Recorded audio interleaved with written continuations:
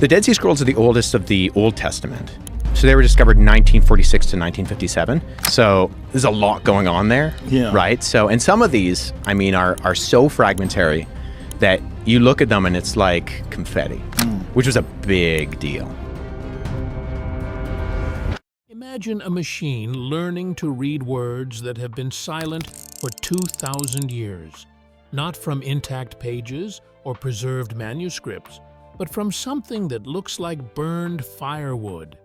In early 2024, Elon Musk's AI system Grok was fed scan data from one of archaeology's most frustrating mysteries, a Dead Sea Scroll so badly charred that touching it caused it to crumble into powder. For 40 years, scholars had stared at this blackened lump. Hobby Lobby agrees to forfeit more than 5,000 artifacts smuggled out of Iraq, Knowing letters were trapped inside, but unable to reach them. Fragments of a biblical scroll, along with other relics, have been found in desert caves in Israel. Then Grok stepped in.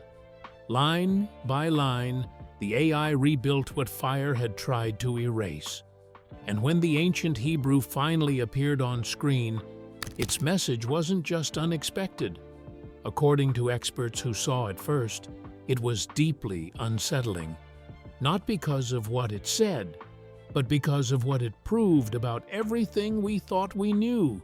Today, we're diving into how artificial intelligence cracked open a scroll that human hands couldn't touch, what that scroll revealed about the Mao origins of sacred text,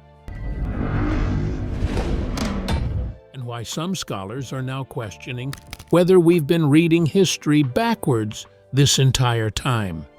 This isn't about robots replacing archaeologists. This is about a technology unlocking doors that were supposed to stay closed forever, and what's waiting on the other side changes everything.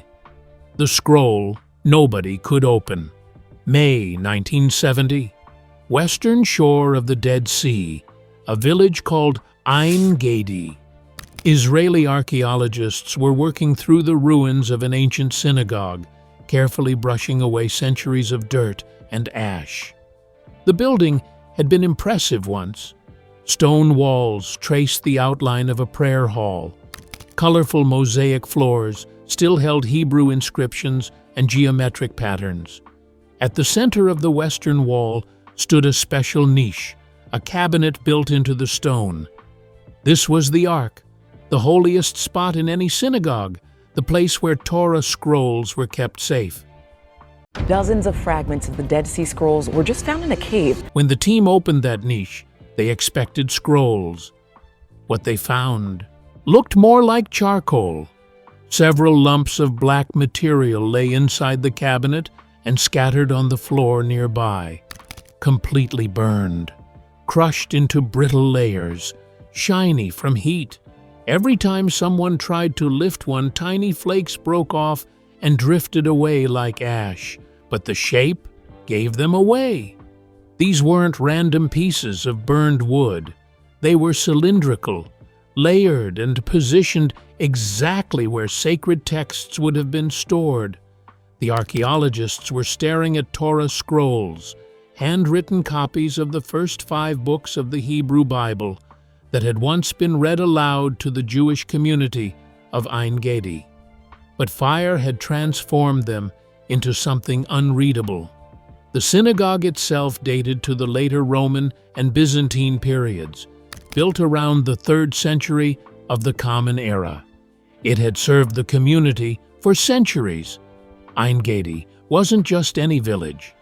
Ancient writers like Josephus and Pliny the Elder described it as a place of wealth, famous for date palms and rare balsam plants used to make perfume and medicine. The synagogue floor even preserved a warning inscription telling visitors not to reveal the secret of the town to outsiders. That secret? The recipe for the precious balsam oil that made the village rich. For the people who lived there, this synagogue was everything. It was where they gathered to pray, to hear scripture, to maintain their identity under changing rulers. Then, sometime in the 6th or early 7th century, that all ended. The building burned, violently, suddenly. The roof collapsed, beams fell, ash covered everything. Scholars still debate who set the fire. Some point to campaigns by the Byzantine Emperor Justinian against Jewish communities. Others suggest Bedouin raids before the later Persian invasion.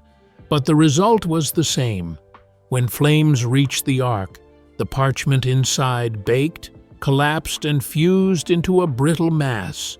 Standing in that ruined synagogue in 1970, the archaeological team faced an impossible choice. The science of conserving ancient objects wasn't what it is today. If they tried to unroll the scroll by hand, they would almost certainly destroy it. The parchment was too fragile, too burned, too compressed. Even the gentlest touch caused pieces to flake away. But if they left it sealed, no one would ever know what was written inside. After long discussions, they made a call. Save the object. Don't sacrifice it for text. They carefully lifted the largest burned lump, supported it so it wouldn't collapse under its own weight, and sent it to the Israel Antiquities Authority for storage. There, it was catalogued as the Ein Gedi scroll and placed in a climate-controlled vault, still locked in its charcoal shell, still silent. For more than 40 years, it sat in that darkness. Curators checked on it periodically to ensure stability, but no one attempted to read it. The question, "What does it say?" had a simple answer.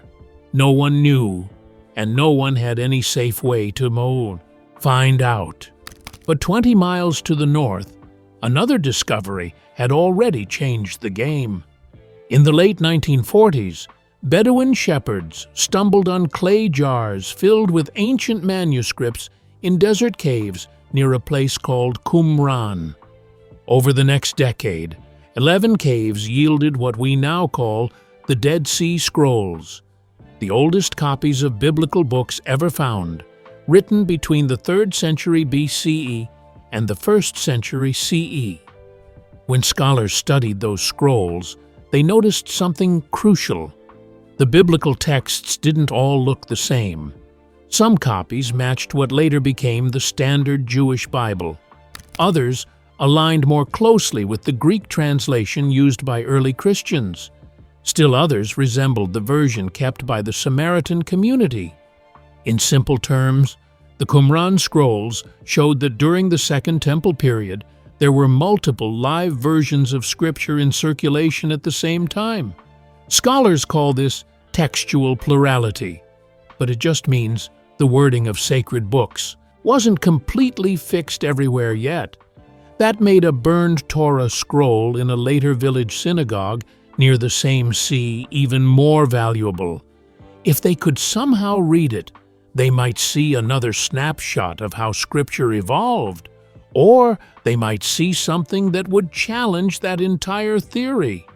The quiet began to break in the early 2000s when imaging specialists and computer scientists started asking a bold question. Instead of cutting fragile scrolls open with blades, could they somehow look through them from the outside? When X-rays met artificial intelligence hospitals use scanning machines to see inside the human body, conservators wondered if the same technology could peer inside a burned scroll. To test it, they turned to something called a micro-CT scanner. A normal CT scan is what a doctor uses to image a chest or a skull. It takes many thin X-ray pictures from different angles, and a computer stacks them into a three-dimensional model. A micro-CT scanner works the same way, but it's tuned for small, solid objects instead of people. It can capture extremely tiny changes in density inside a piece of material. The team placed the Ein Gedi scroll inside the scanner. The machine sent a powerful X-ray beam through the scroll as it slowly rotated. Each time it turned slightly, the scanner recorded another thin slice of what was inside. When the scan finished, the computer held a three-dimensional block of data showing the entire interior of the scroll. The curators had no idea whether any ink would show up. At first, all they had was a cloud of gray tones representing different densities of material inside the charred lump. Then, when they examined the scan more closely and adjusted the contrast, something appeared. Inside the gray shape of the parchment were brighter streaks that looked different from the rest. The parchment itself absorbed some X-rays. Empty air absorbed even less.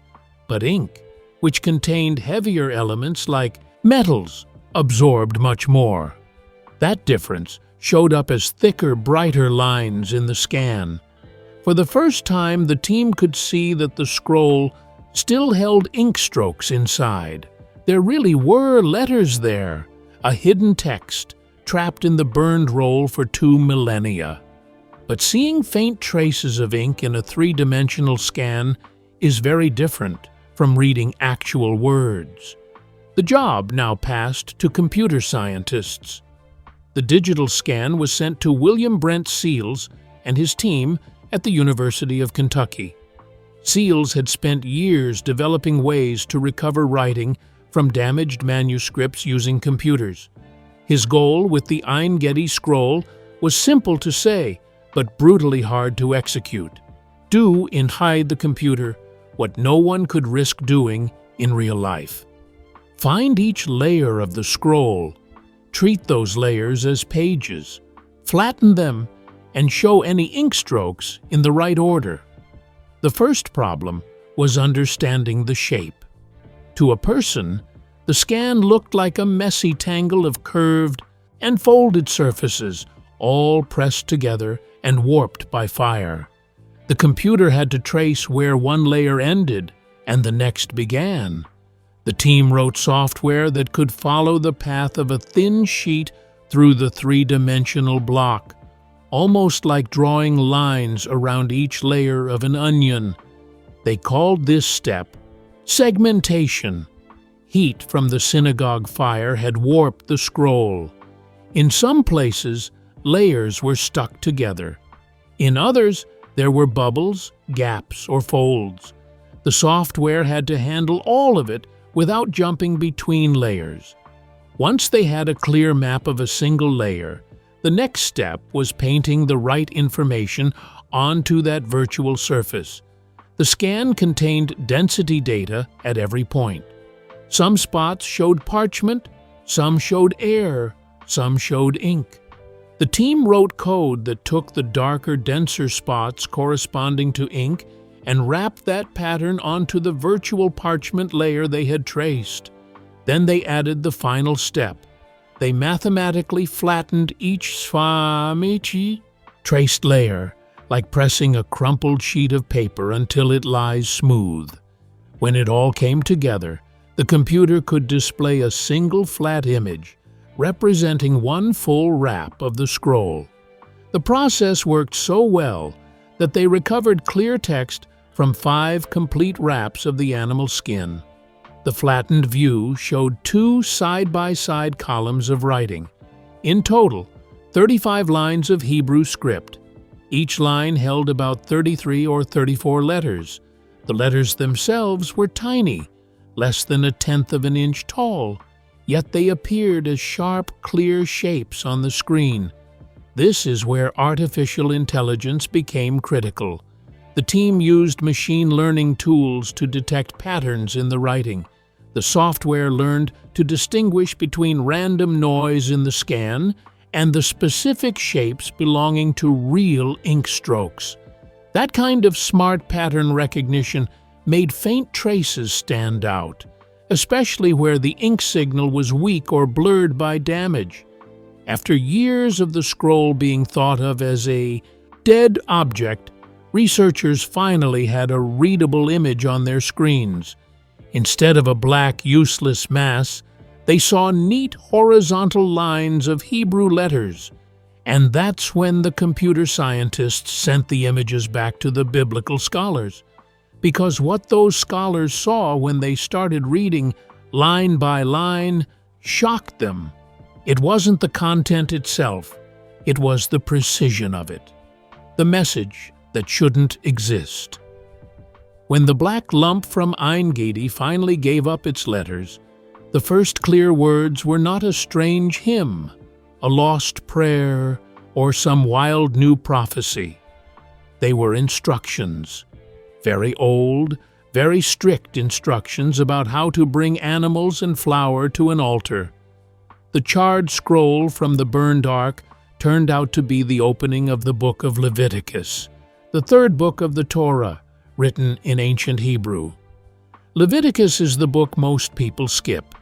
It opens with rules for burnt offerings and grain offerings, with step-by-step lines about how a person brings a bull, a sheep, or a bird, how the priest handles the blood, and how flour and oil are laid on the altar. The Ein Gedi scroll held parts of those first rules. The readable lines covered the start of chapter 1 and part of chapter 2. There were no chapter numbers, no verse numbers, no punctuation marks, and no vowel signs. The words ran as a long chain of consonant letters, the way Torah scrolls looked in late ancient times. Those missing vowel signs are a quiet clue to age. The small dots and dashes showing how to pronounce Hebrew vowels were added in writing much later, around the early Middle Ages. Before that, readers learned the sounds by memory and tradition. So, a scroll with only consonants and no vowel marks is almost certainly older than the 9th century AD, even before scientific dating. When scientists did test it, they treated a tiny piece of the charred material and measured carbon isotopes. This radiocarbon dating pointed to somewhere between the 3rd and 4th century AD. Handwriting experts then examined the letter shapes. One leading expert, Ada Yardeni, argued the letter forms looked even earlier, more like the late 1st or early 2nd century AD. Another scholar, Drew Longacre, pushed back, saying the shapes could still fit the radiocarbon date once you account for gaps in handwriting samples. So, there's a range, not a single year. But everyone agrees on the big picture. This scroll was copied many centuries before the classic medieval Torah manuscripts that most printed Hebrew Bibles are based on, and only a few centuries after the last Dead Sea Scrolls were written. Before this burned scroll spoke, many experts had a working theory about that gap. The Dead Sea Scrolls from Qumran had shown that in the centuries before the Jerusalem temple fell, there were several slightly different forms of the Hebrew Bible circulating.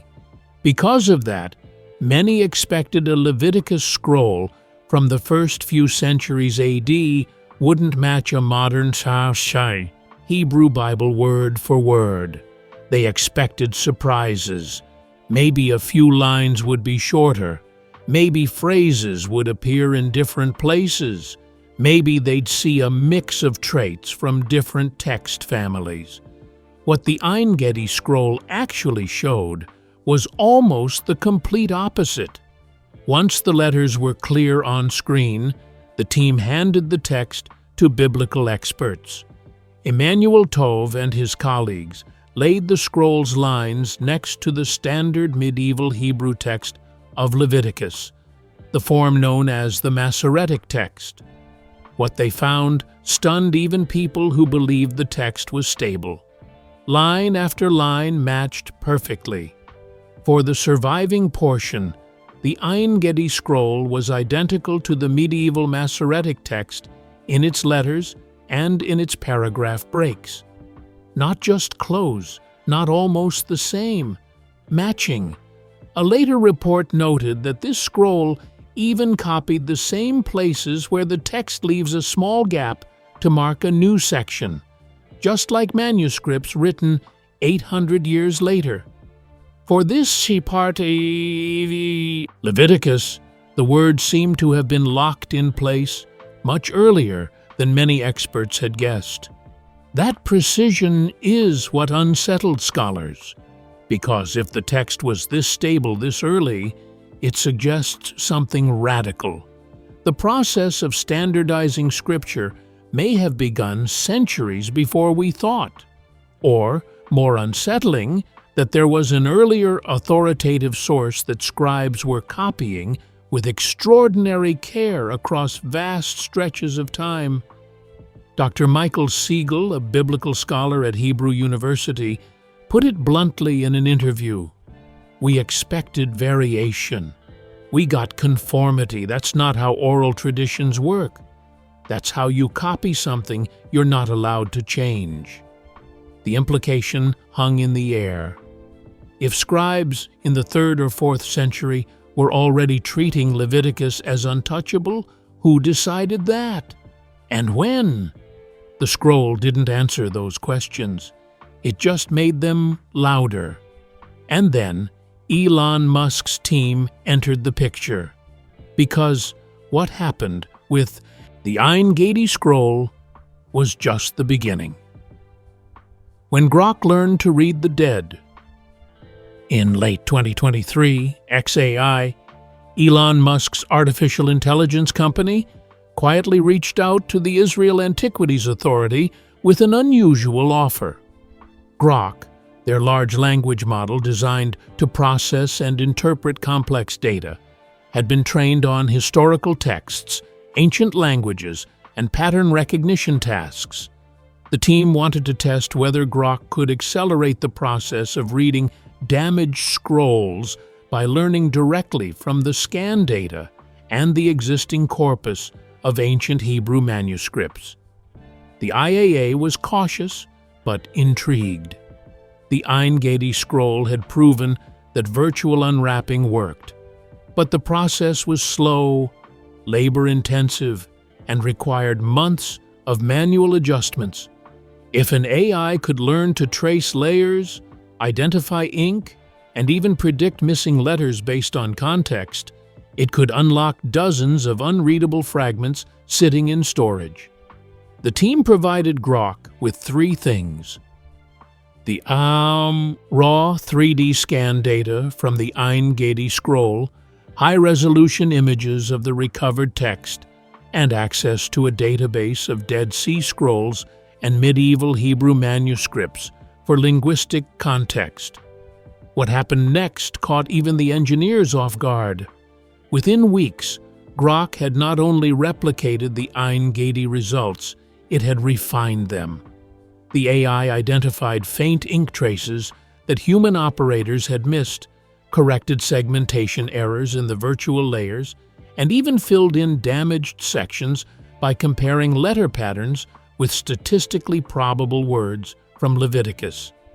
In one case, where 3 consecutive letters were obscured by a crack, Grok correctly predicted them based on syntax, grammar, and the broader manuscript tradition.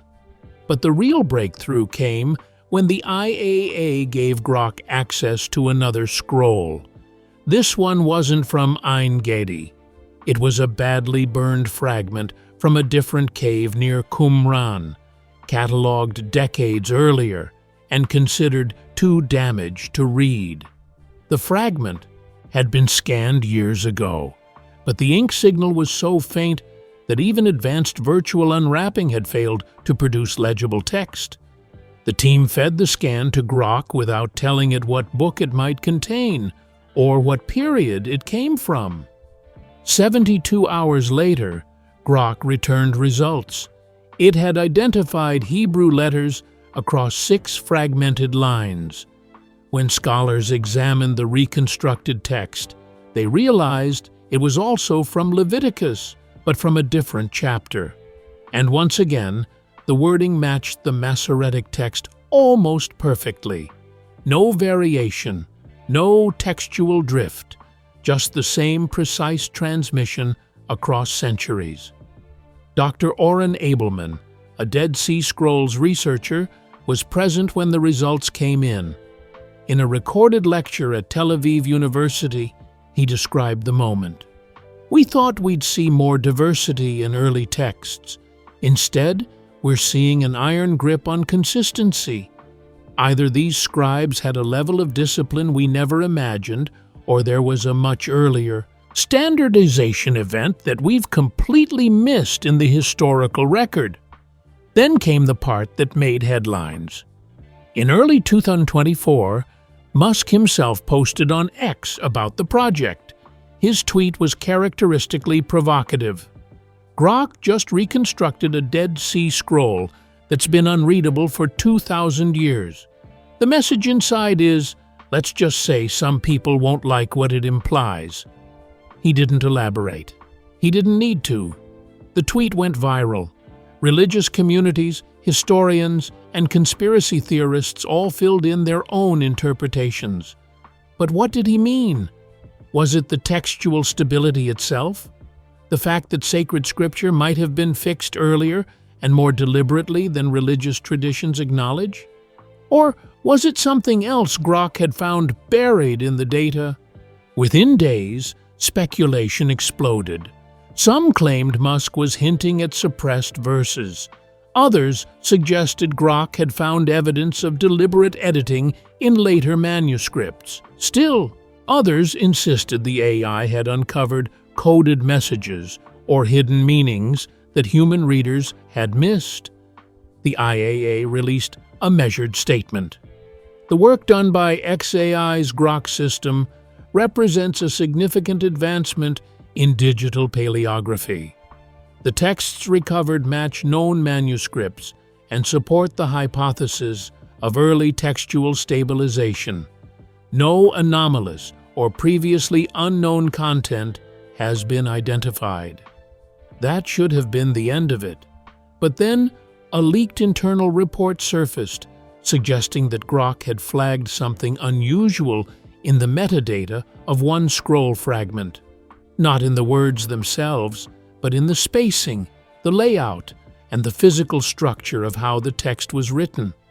According to the leak, Grok's analysis suggested the scribe had intentionally left specific gaps between words in a non-random pattern. When those gaps were mapped, they formed a secondary structure overlaying the primary text. Some researchers dismissed this as coincidence. Others called it a scribal signature, but a small group argued it could be something more. A deliberate encoding method used to preserve additional information within the manuscript itself. As of now, the IAA has neither confirmed nor denied the specifics of that internal report, but the conversation it sparked is impossible to ignore.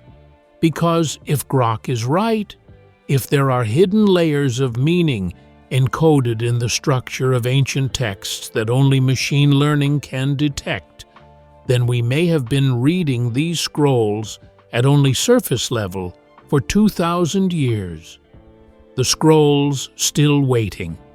The success of the Ein Gedi scroll and Grok's subsequent work has reignited interest in other unreadable texts, and there are many.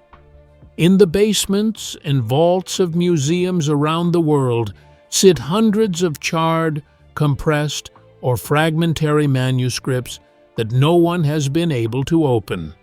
The same combination of X-rays and AI is now being deployed on the buried library at Herculaneum in Italy.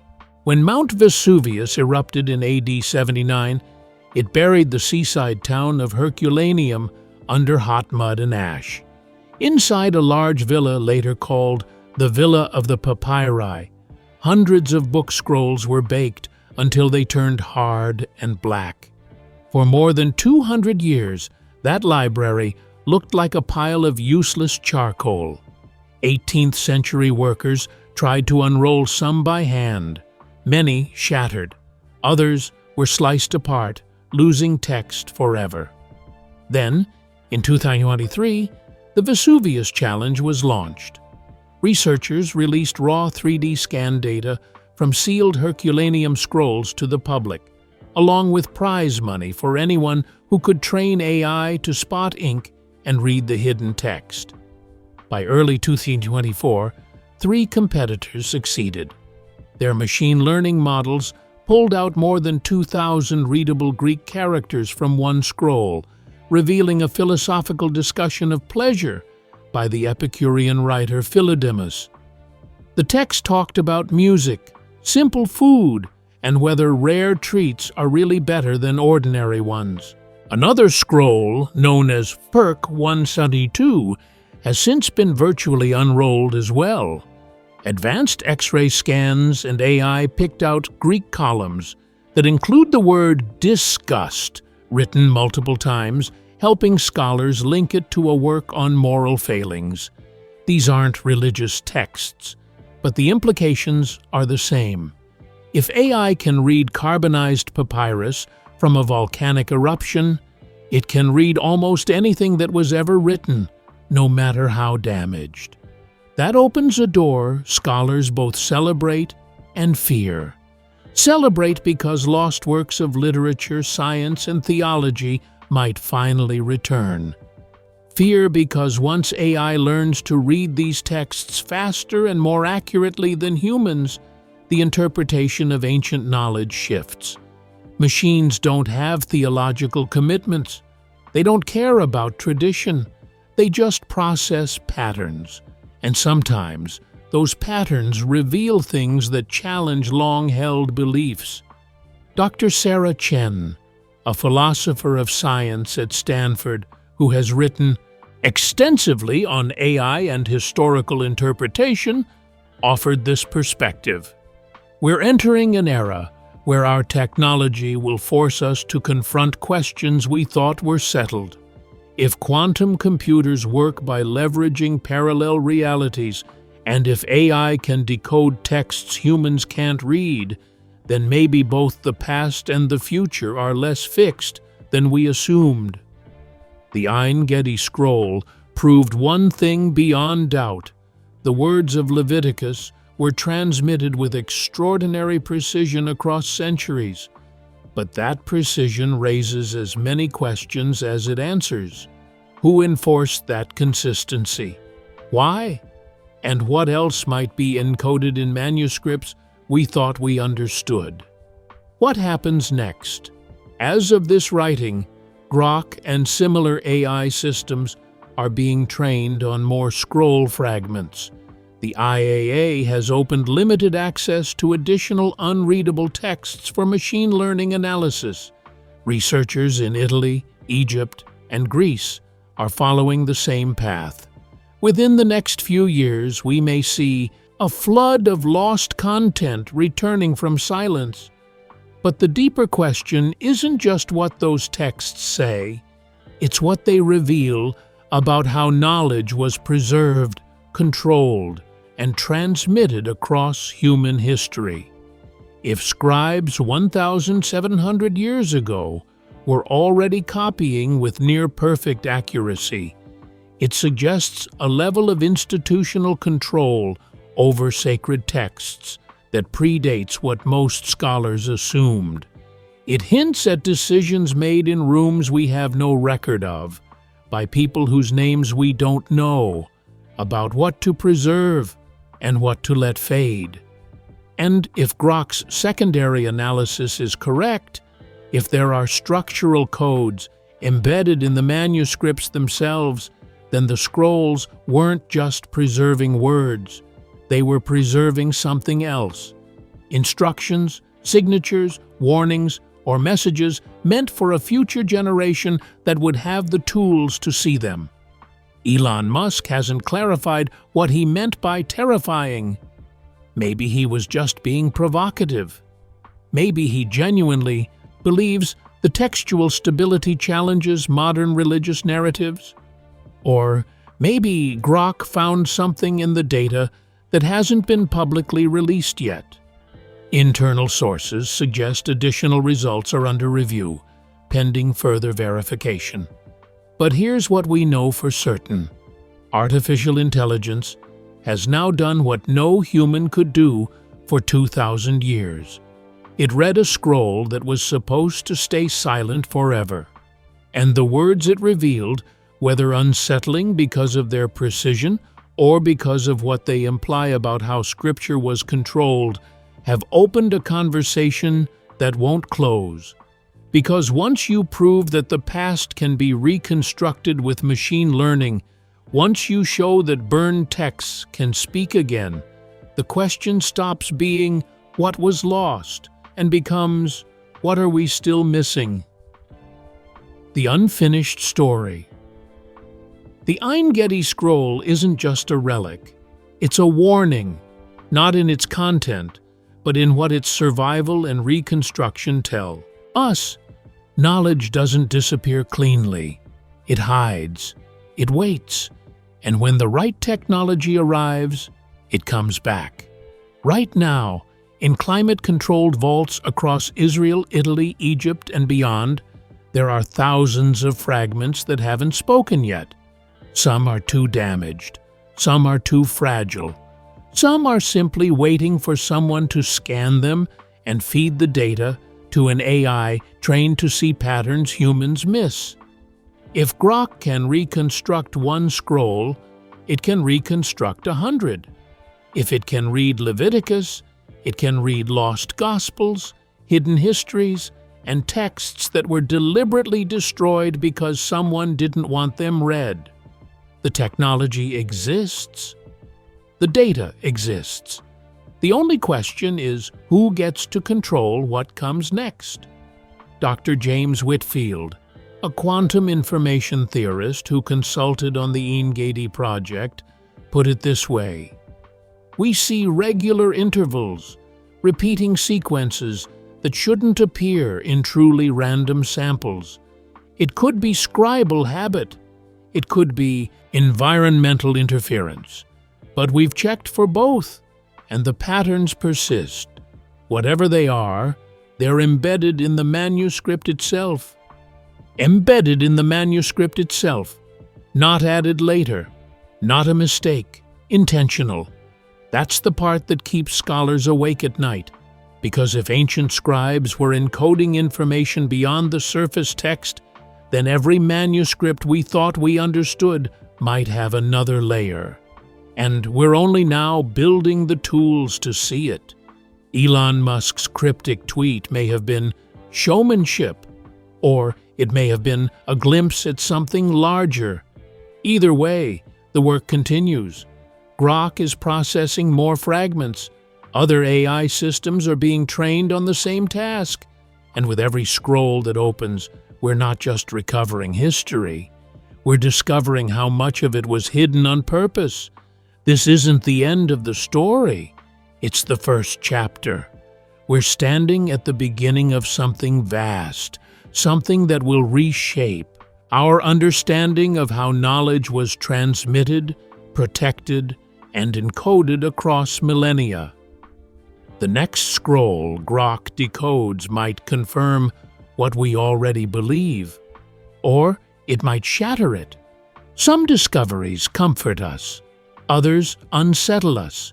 Many do both at once, but we keep going, because that's what humans do. We ask questions, we build tools, we push forward, even when we don't know what we'll find. Especially when we don't know what we'll find. If you're drawn to stories like this, where the edge of the unknown meets the limits of human knowledge, consider subscribing.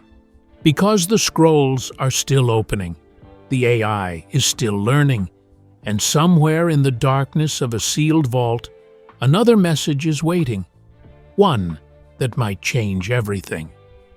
Thanks for watching. Until next time, look deeper, question harder, and remember, the past isn't as silent as we thought.